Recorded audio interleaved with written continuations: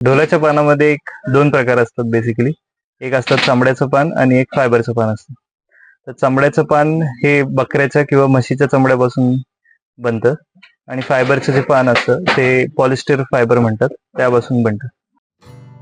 महाराष्ट्रातील बहुतांश भागात चामड्यापासून बनवलेला ढोल ताशा वापरला जातो. ढोल ताशा व्यापाऱ्यांना चामडे विकण्यापूर्वी चामडे व्यावसायिक त्याच्यावर विशिष्ट प्रक्रिया करतात. त्यानंतरच हे चामडे ढोल ताशा व्यापाऱ्यांना पुरवले जाते. चामड्याचं पान बनण्यासाठी जेव्हा बकऱ्याची किंवा कोणत्याही जनावरांची कत्तल होते, त्यानंतर त्याचं जे मटण असतं ते साईडला केलं जातं आणि त्याचं जे स्किन असते किंवा जे चामडं असतं त्याला स्वच्छ करून त्याला एका केमिकलमध्ये 3-4 दिवस ठेवलं जातं. त्यानंतर त्याच्यावरची केस काढून ती आमच्यासारख्या व्यापाऱ्यांपर्यंत पोहोचली जाते.